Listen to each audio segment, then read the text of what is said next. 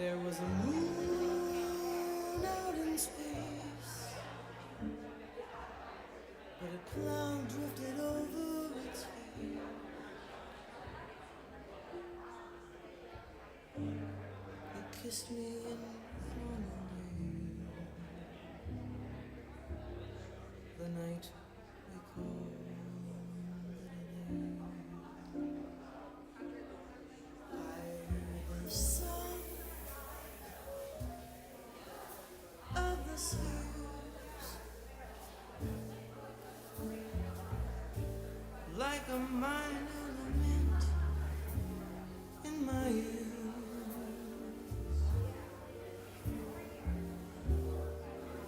I hadn't a heart left to breathe.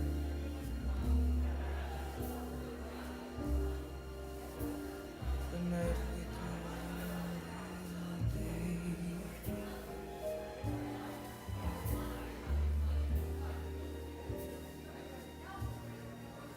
Soft through the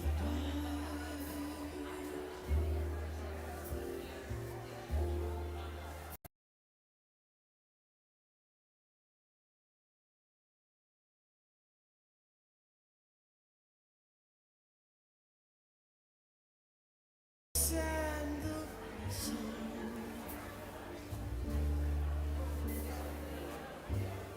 No bluer was he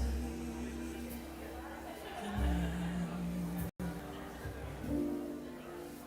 The moon went down, the stars went on. The sun didn't rise with the dawn.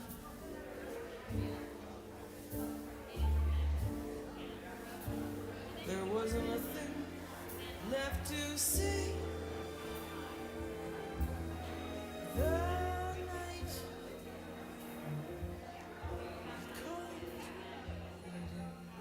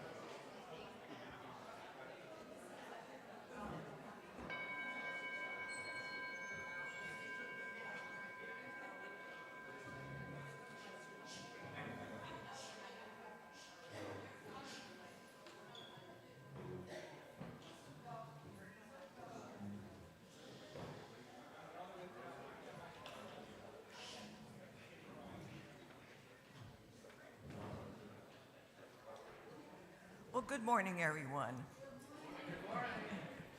It's nice to see such a good gathering and an unusually generous offering at the tables over there in the corner. I am Karen Calais, still she, her, and I will be your worship associate this morning.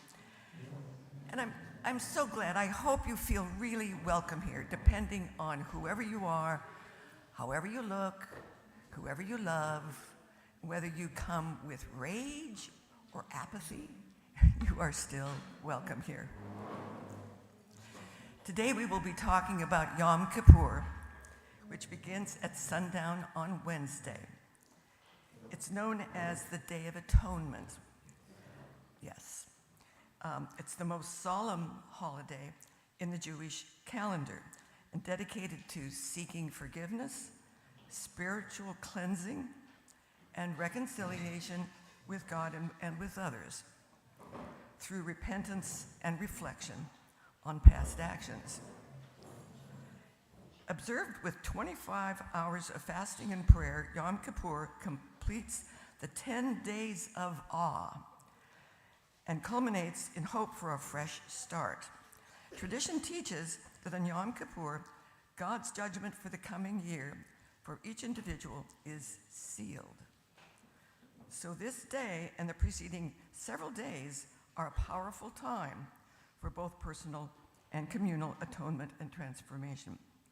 We hope that you will join in the conversation about this where we will have some time shortly. And in the meantime, I'm sure you would much rather be listening to our bells.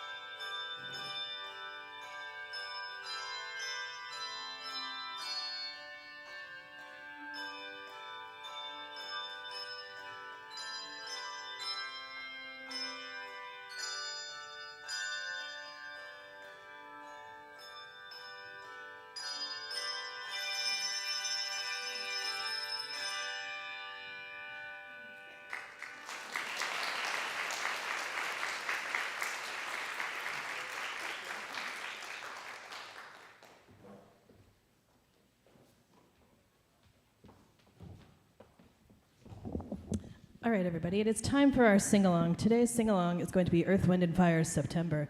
If you're able, I'd love for you to stand and join us.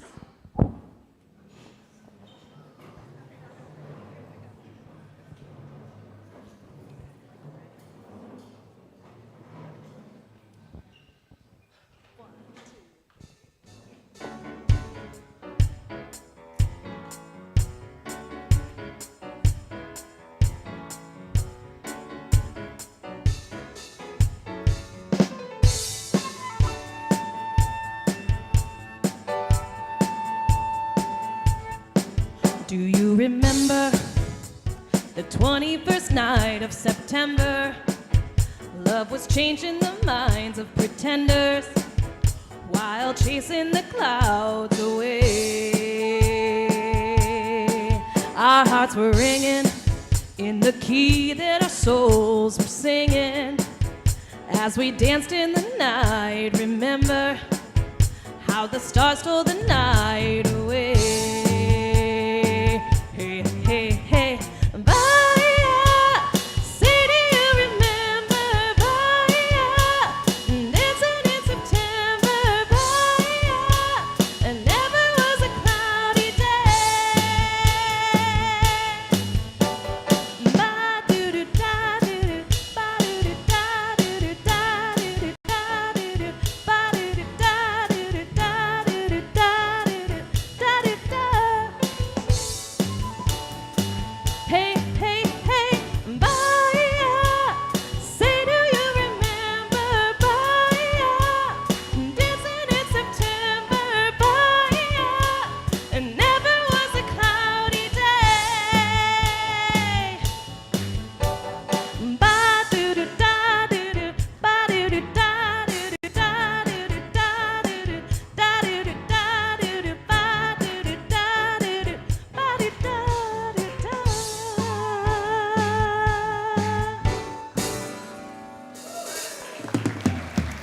Thank you.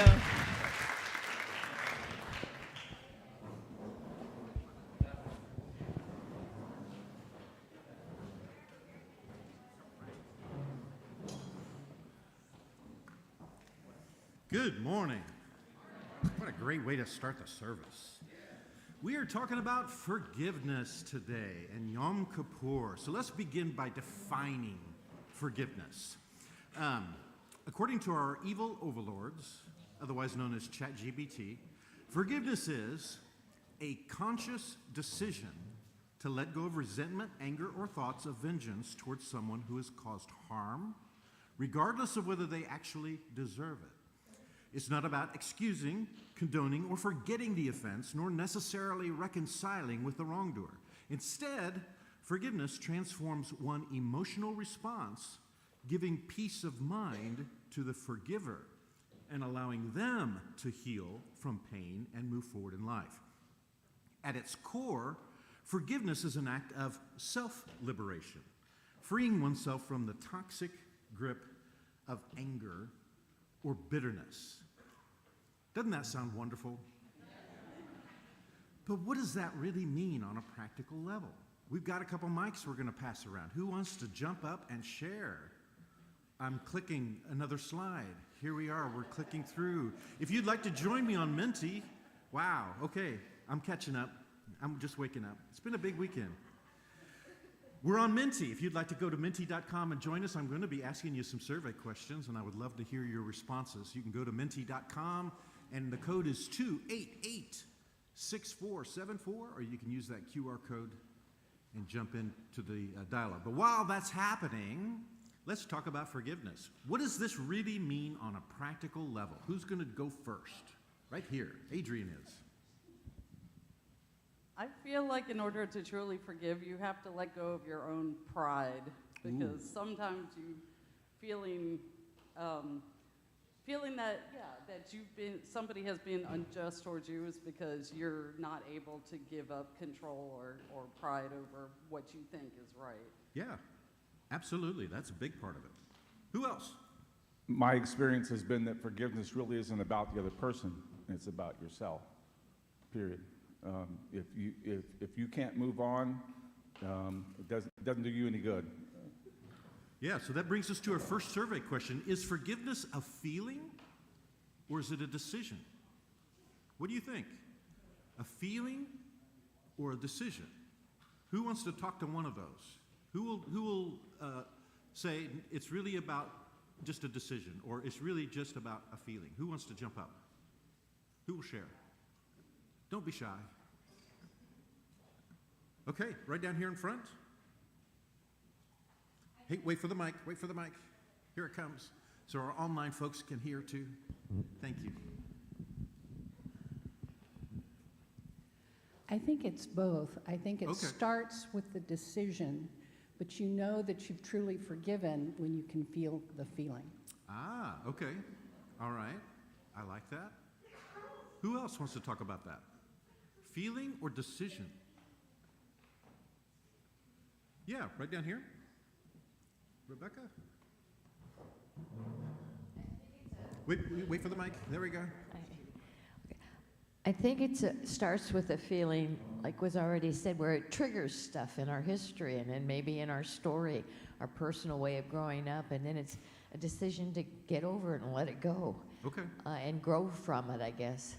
But haven't you had this situation where you knew you should forgive someone, and so you say, okay, I forgive them.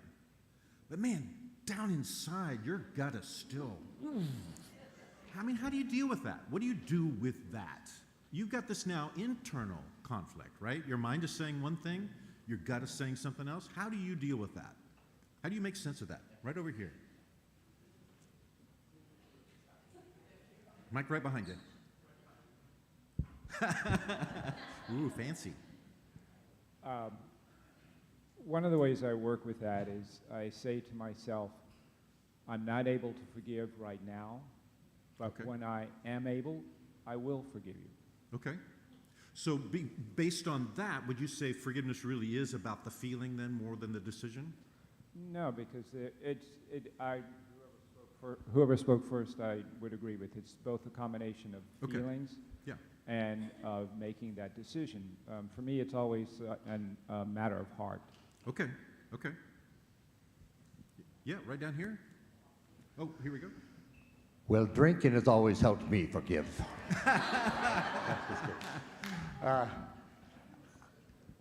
I forget what I was really going to say. I was a joke there.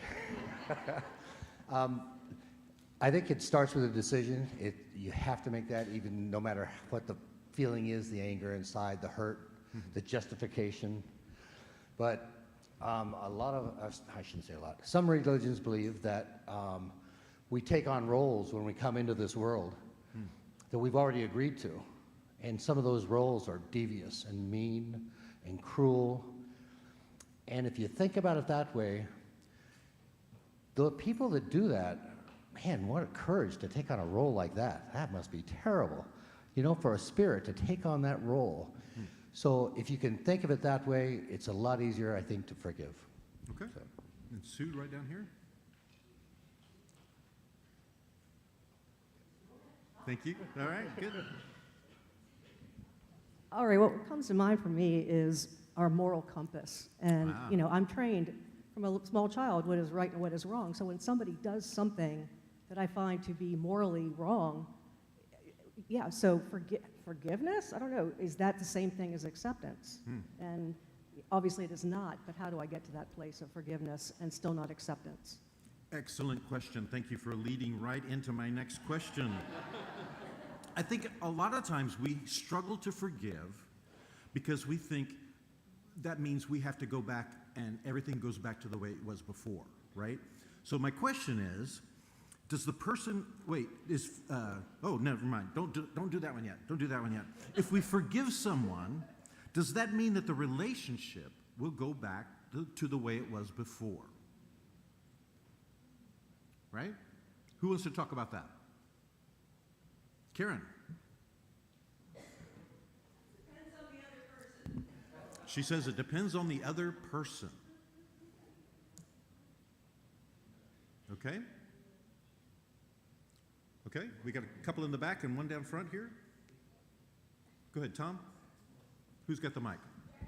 Jackie, go. I do. There we go. So what I've always thought is trust is like a plate, and forgiveness and trust kind of go hand in hand. Yeah. And if you break a plate, you can glue it back together, but it'll never be as strong as it was before you broke it. Okay. So it'll never be the same. Okay. Okay. Yeah, right down here. I think it depends on the people and the relationship. You don't necessarily want it to go back to the way it was Yeah. before. You can forgive somebody and they may or may not change their behavior. You may never see them again, but the relationship does not have to go back to the way it was. It may not have been a good relationship. Yeah. Tom?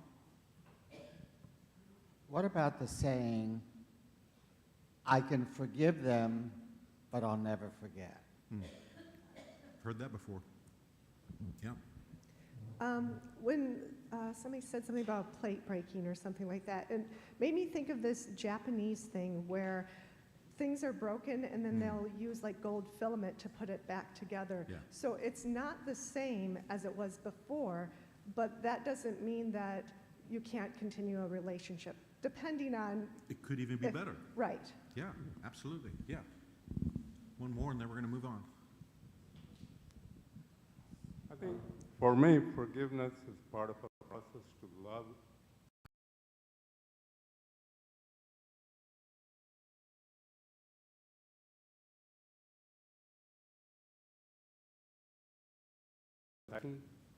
And you take actions to express that love after forgiving, Yeah. even if it's difficult Yeah. in the beginning.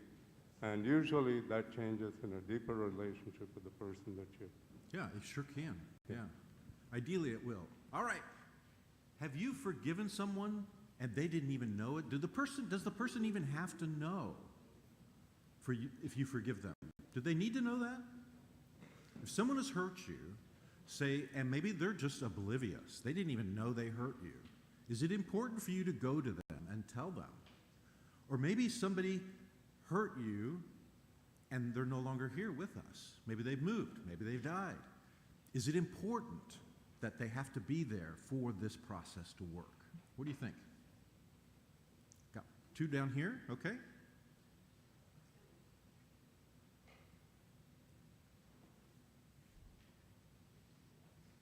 We'll see who gets.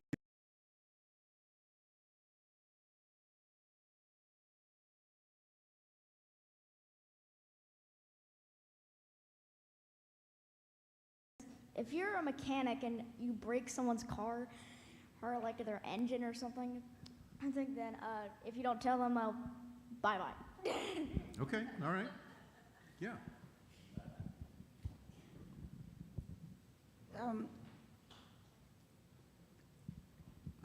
It's hard to put into words. I need to forgive my mother, and she's been dead for a long time, but Yeah. I think to some extent I have, Okay. but not maybe totally, and I realize what a judgmental person I am.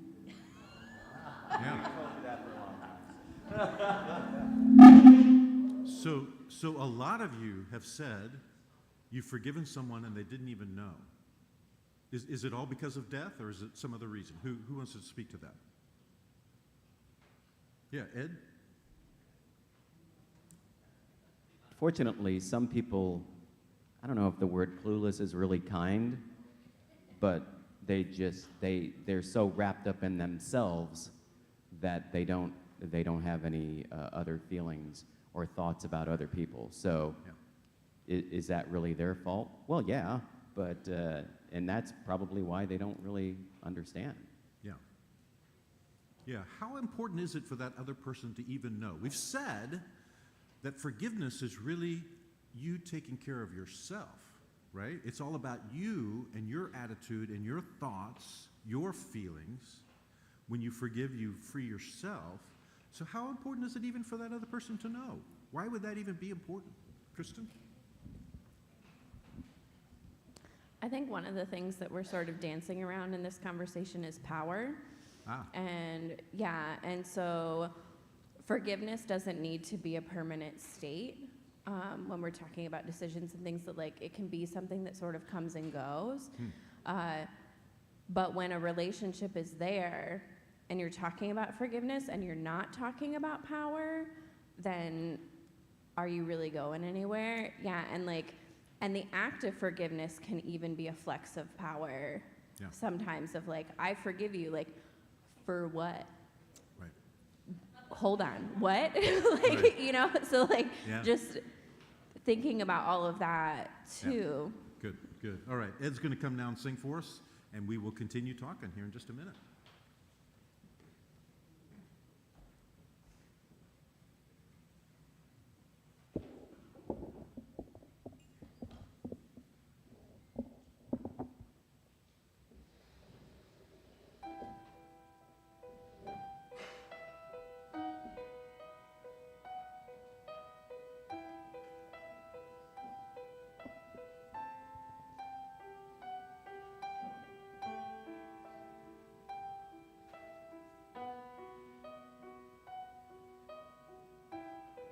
Seems like it was yesterday when I saw your face.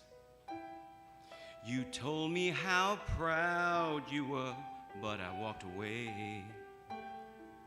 If only I knew what I know today. Ooh, ooh. I would hold you in my arms, I would take the pain away. Thank you for all you've done. Forgive all your mistakes. There's nothing I wouldn't do to hear your voice again. Sometimes I want to call you, but I know you won't be there. Oh, I'm sorry for blaming you for everything I just couldn't do. And I've hurt myself by hurting you. Some days I feel broke inside, but I won't admit it. Sometimes I just wanna hide, 'cause it's you I miss. And it's so hard to say goodbye when it comes to this. Ooh, ooh. Would you tell me I was wrong? Would you help me understand? Looking down upon you, are you proud of who I am? There's nothing I wouldn't do to have just one more chance to look into your eyes and see you looking back. Whoa, I'm sorry for blaming you for everything I just couldn't do. And I've hurt myself. Whoa, whoa, whoa, whoa. If I had just one more day, I would tell you how much I missed you since you've been away.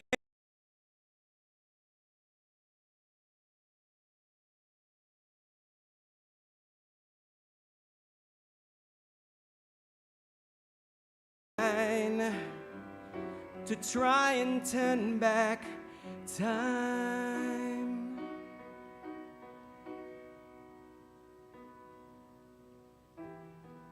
I'm sorry for blaming you for everything I just couldn't do. And I've hurt myself.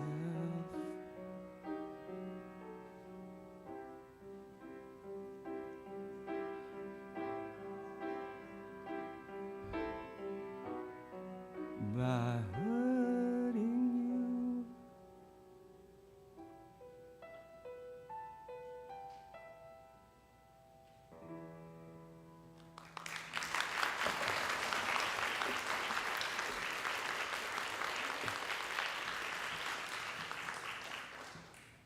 All right, at this time, our RE is going to begin. If you are school-aged or if you are a youth, we have a program just for you. You can head this direction, go out those doors, and have a great time. Thank you for being in here with us for a while. All right, part two. Let's talk about what it means to receive forgiveness. Why is it hard to say, I'm sorry? Why is that so hard? I'm going to give you, I'll let you type out just as much as you want right there, but let's talk about it too. Why is it hard to say I'm sorry? Who would like to jump on that one? Lee's ready to jump up again. Oh, Eric's going to start. I am. So one of the hardest things to do is to admit that you have done something. Yeah. That is either hurt somebody or caused somebody uncomfort.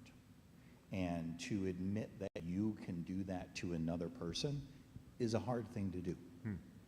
Yeah. Okay. Lee? So much of the time we feel justified. Well, they did this. I had to do it. I mean, I should have done that. That's what should be done. Yes. And even though we know we've hurt, it's hard to get over that.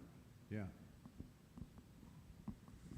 What do you do with that? You've done something that you know hurt someone deeply. Maybe you've said you're sorry, maybe you have. But it's still there. The hurt is still there.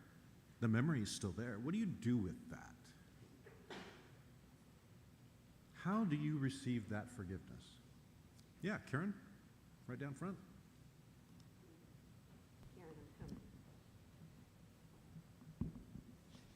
Well, I've been sharing personal stuff lately.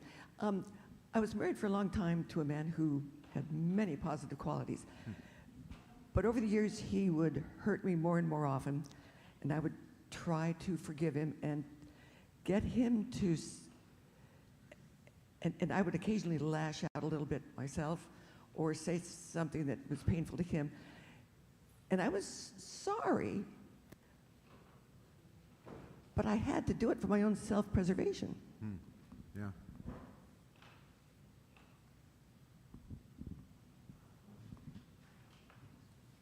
All right, let's see what you wrote.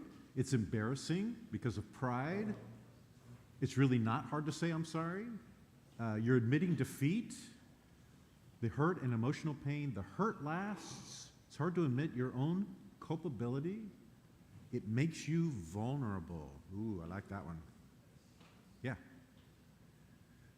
Sometimes is this on? Yep. Red mic. It's hard to say you're sorry because you fear Red mic. financial reparations. You know, Oh. if you're a doctor and you make a mistake, you're not supposed to say you're sorry. Yeah, absolutely. If you're responsible for care and you make a mistake, that could have financial repercussions. Anybody else want to jump on that one? Okay, Elaine? This answers That's all that right, go ahead. exactly, but Go ahead. no, Bruce and I have managed to be married 48 years, and I recall when, prior to being married, reading that you have to give more than 50% in a relationship, and I always kept that in mind. Yeah. And there was also, you know, the thing about don't go to bed without angry. Yeah. You know, Yeah. clear things up. Yeah. And I'm not sure what else explains it other than I think we appreciate each other. Yeah. And so we want to make sure that we apologize when Yeah. we should. Yeah, good. Everybody take a crayon or a writing utensil, and I want you somehow to put down on that paper who is the hardest person for you to ask for forgiveness from. You don't have to write their name if they're sitting across from you. You can draw a picture of them. You can use their initials. You can draw something that just speaks to you, that reminds you of that person. Who is it that's the hardest person for you to forgive? Think about that for a minute. We all have these people that it's just hard to forgive. I mean, if you need an example, think Voldemort.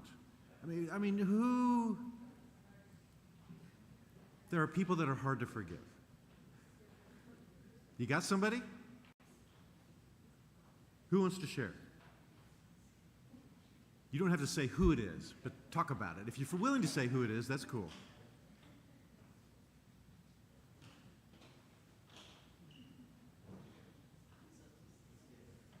Very, very short, me. Oh, There all we right. go. Man, I didn't even speak it. It came out. Yeah. Wow. Okay. All right. We're going to talk about that in just a minute. That's good, though. That's a good insight. Yeah? Who else?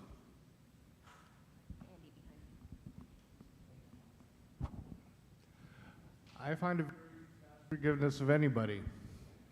You don't have a trouble with anybody? No. Okay. All right. That's good. That's good. I wish I were that way.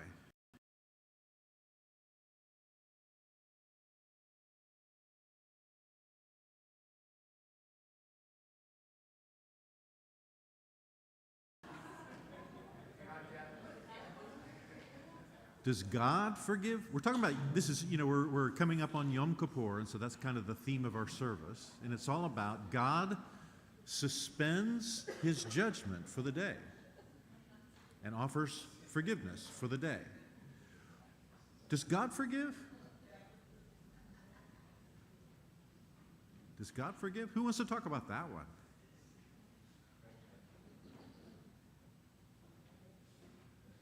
Nobody wants to touch that with a 10-foot pole. Okay, over here, yeah.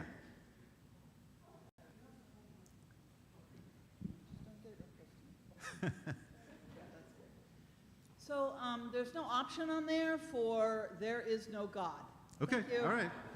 All right, fair enough. That's fair. Elaine, red? Do I have this? Yeah, God forgives if you believe in God and you decide you want God to forgive you. Okay. It's hard to argue with that.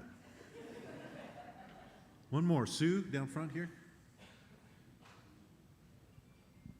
Well, growing up Catholic, yes, God will forgive you as long as you confess your sins Yeah. to a Conditions. priest in a closet. Yeah. Yeah. Once again, you just set me right up perfectly. There is a difference between forgiveness and atonement. If you're religiously minded, atonement might have very big meaning to you, especially if you come from the Christian tradition where Jesus is said to atone for our sins, pay for our sins. So there's forgiveness, which is where no payment is necessary, the debt is just forgiven. And then there's atonement, where a price has been paid to pay for the debt. You see the difference?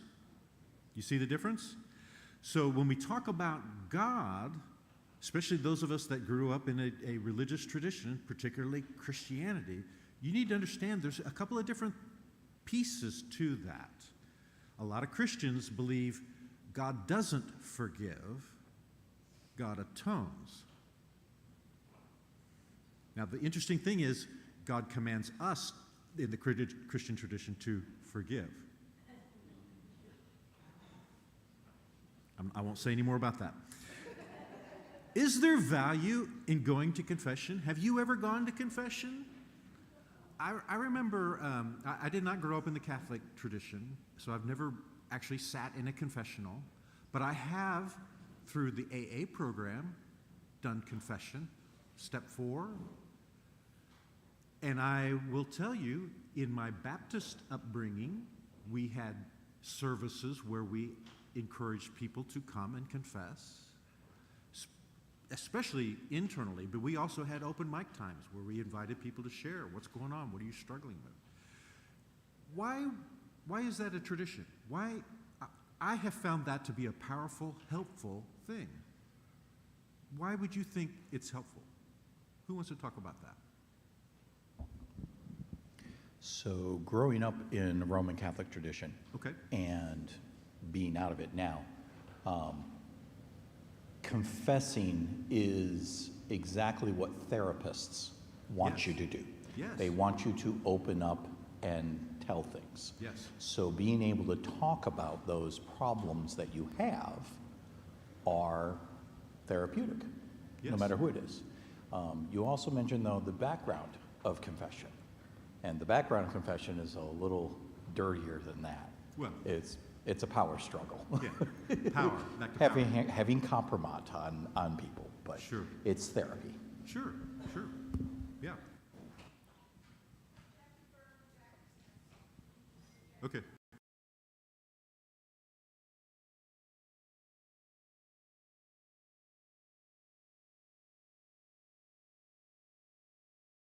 Fantastic book.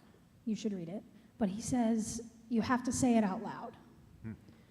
And I think that's a form of confession to yourself. And it plays in my head all the time when I have this feeling that I think is icky, right? Like I have to say it out loud. Yeah. So confessing to yourself is even more important. Because Yeah. even if you go to confession, you're confessing to yourself before you're confessing to God. Yeah. Yeah. Kristen? Yes, to all of that. And the idea that confessing is enough is incredibly dangerous. And I'm not okay with it. Yeah.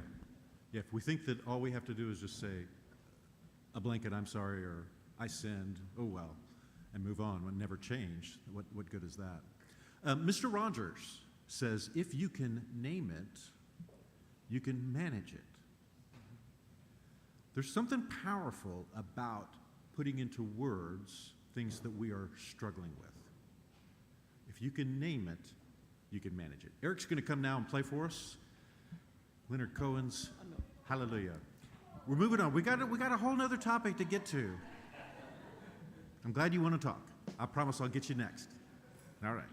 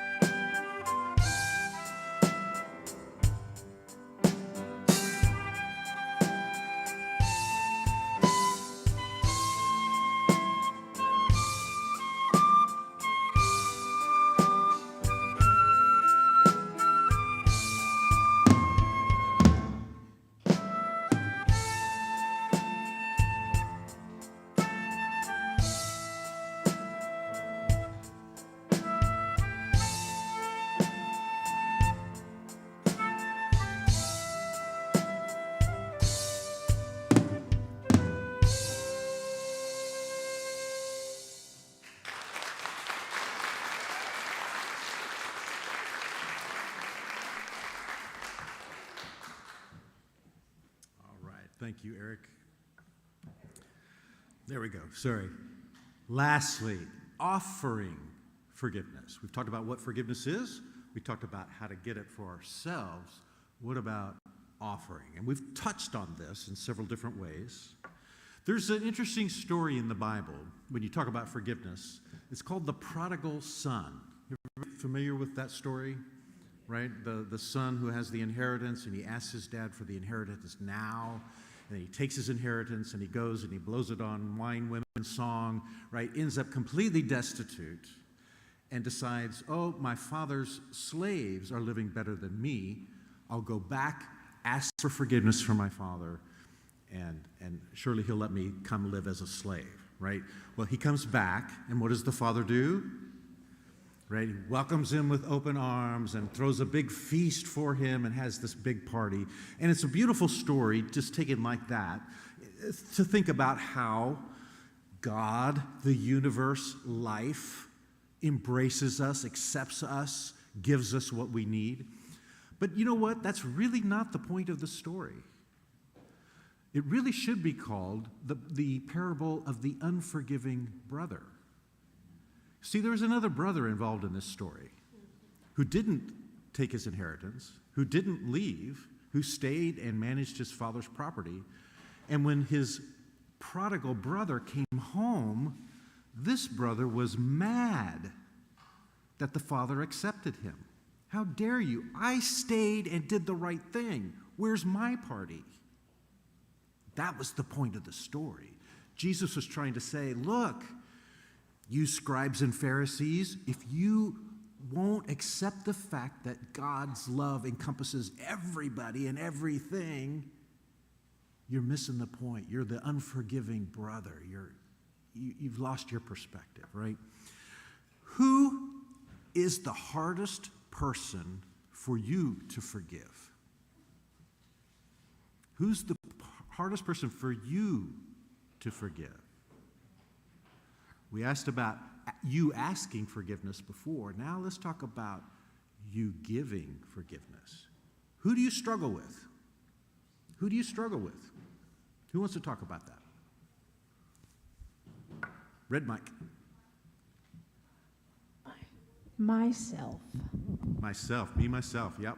I figured that would be coming up. Voldemort, I figured he'd be coming up at some point. Who else? What else? Hardest person for you to forgive? Right now, it's Trump. Okay. Why is it hard? Let's talk about Trump for a minute. Why is it hard to forgive him?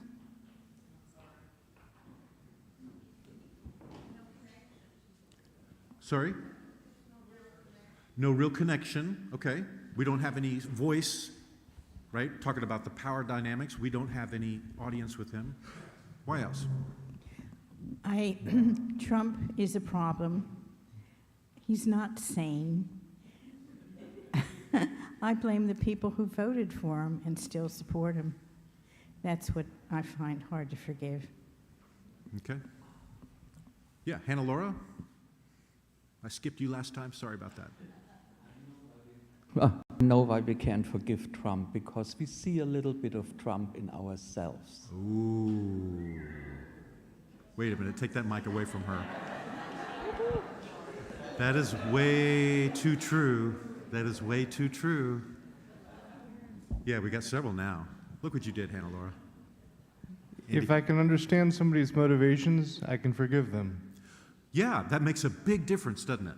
If we see that it wasn't, something's done not on purpose, maybe that makes a big difference.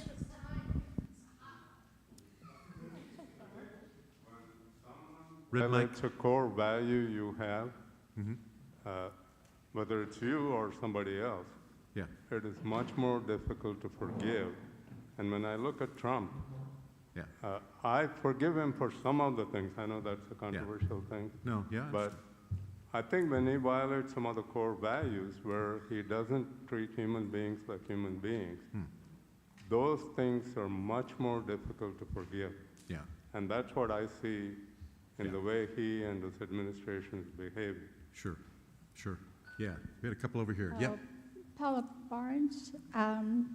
It's myself, gang. Yeah. At night, shoulda, woulda, coulda. And Yeah. as I age, there's more shoulda, woulda, couldas. Yeah. My main problem with Trump is that he has no moral compass. The only thing he cares about is Trump. Ed?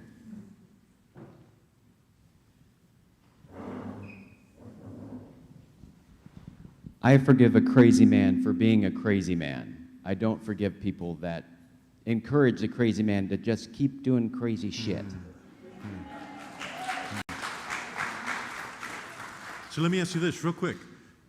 Is when you offer forgiveness, let's get off of Trump and let's go a little bigger picture here. When you offer forgiveness to somebody, maybe your spouse, maybe a child, maybe a parent, is that a once and done deal? Is that a once and done deal? You know, we talked about the difference between the feeling and the decision and how sometimes there's a process involved.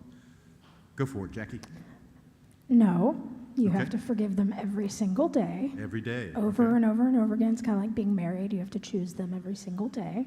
Forgiveness and partnership go hand in hand. Yeah. The other thing I just wanted to mention as an aside is Taylor Swift says, Okay. we forgive, we forget, but we don't ever have to let it go. It's a very interesting Yeah. thought process. Yeah. It really is a process. Over here? I have a hard time forgiving when there's no accountability. Yeah. Yeah. Yeah. If you don't see any change, that makes it really, really difficult. All right. One more, and then we're going to move on. I've got one final question. And then our bells will play for us. I'll keep it short. For me, it's really hard to forgive Trump because he influences so many others to behave the same way. And he is so powerful, and his decisions and actions affect so many people. Yeah. Okay, last big one. Forgiving yourself. This has come up a couple of times now. Have you forgiven yourself? And if you struggle with that, how do you handle it? What does that even mean, to forgive yourself? Does part of you stand in judgment over another part of you? Does one part of you owe another part of you a debt? What does that mean? Who wants to talk about that? Real quick. This is our final question. Okay, right down here front.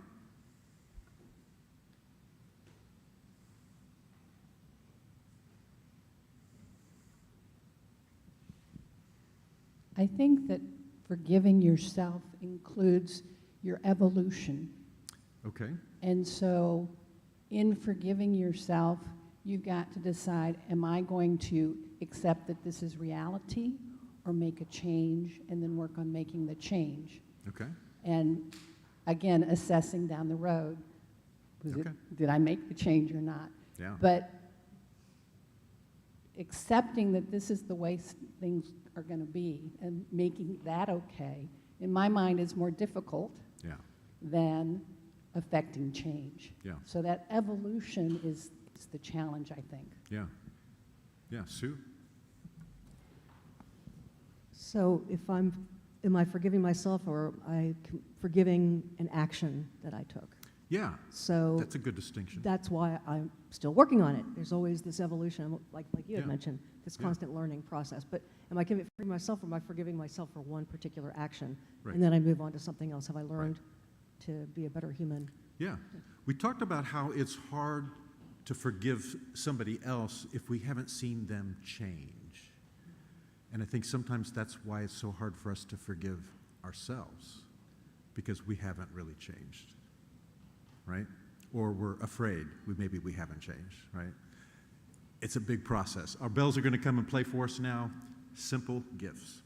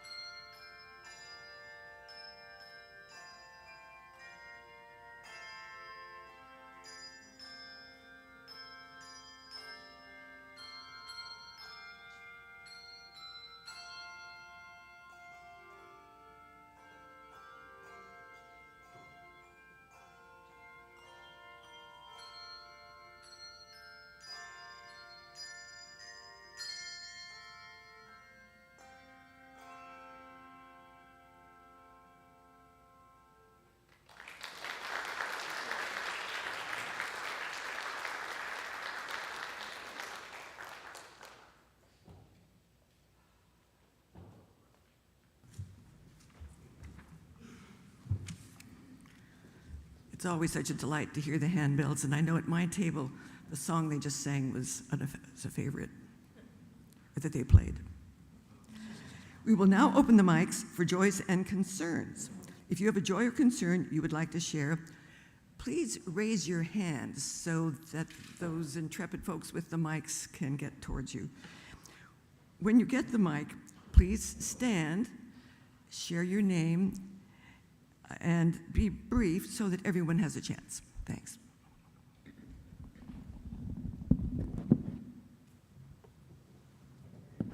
Diane and Steve Valstein last night was a great joy.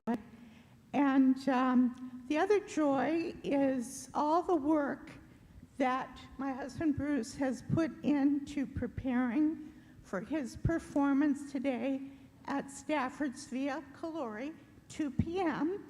And the sun is out. This is at Stafford Airport, free of charge. So if you have a little time, go over and enjoy the festival.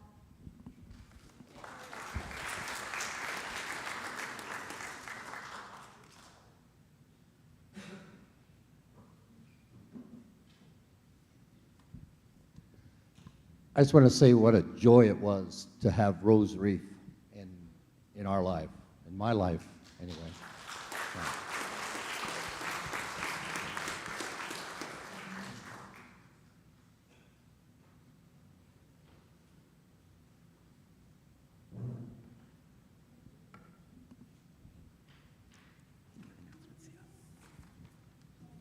All right, thank you for sharing. Just a couple of really quick announcements. Oh, what? One more, Joy?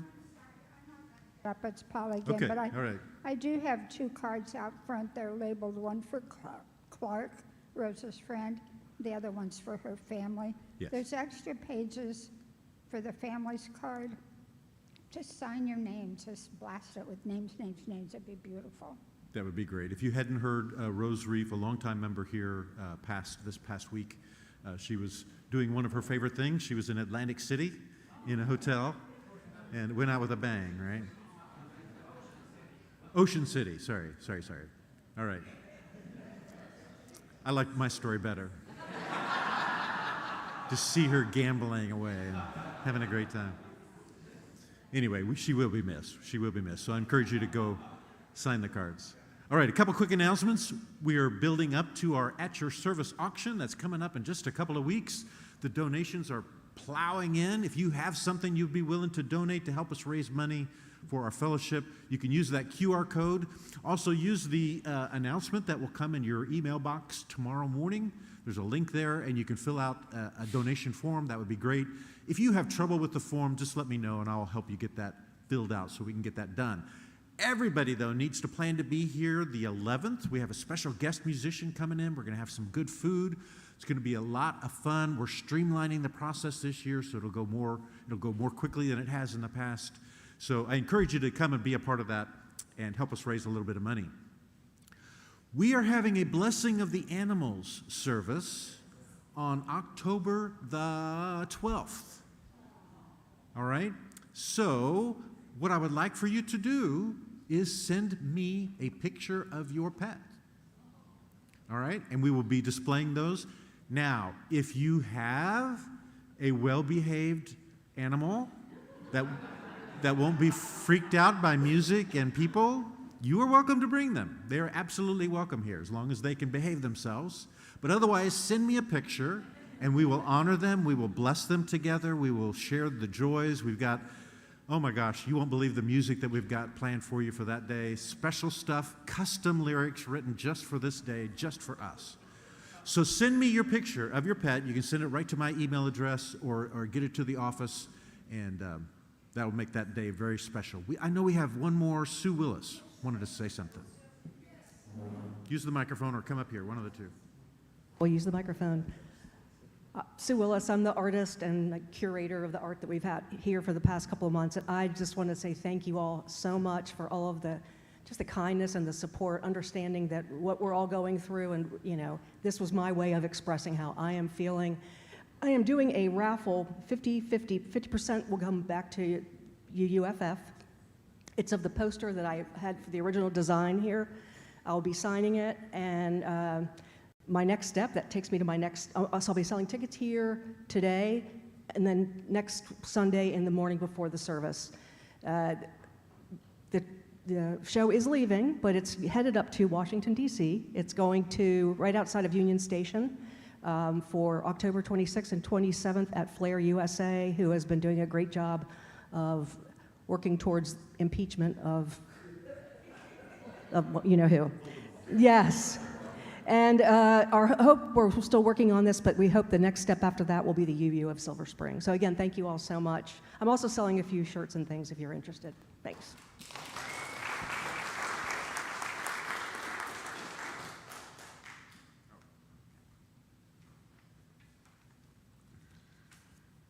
Well, the UUFF needs your generous support. Most of our members give monthly, though some through some kind of automated gift, and that, of course, helps budgeting for future expenses.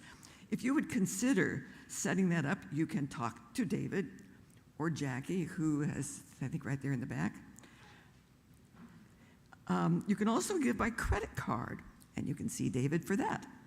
We also have an offering basket in the back for your donations. There they are. Yes, thank you. Please now join me in standing and saying our closing words.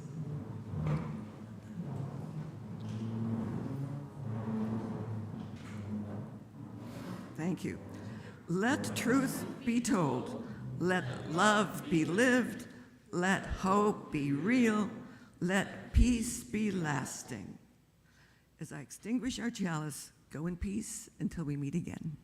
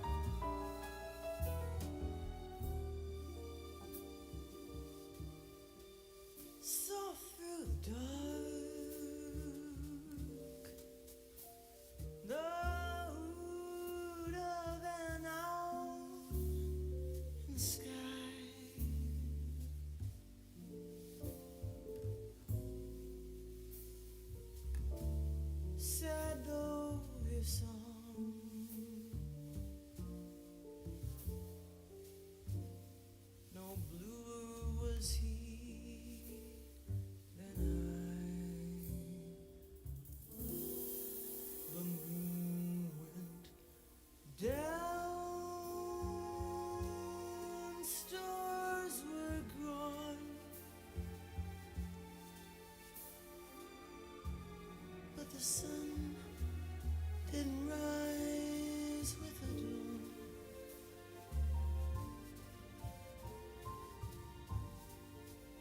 There wasn't a thing left to say. The night we call day.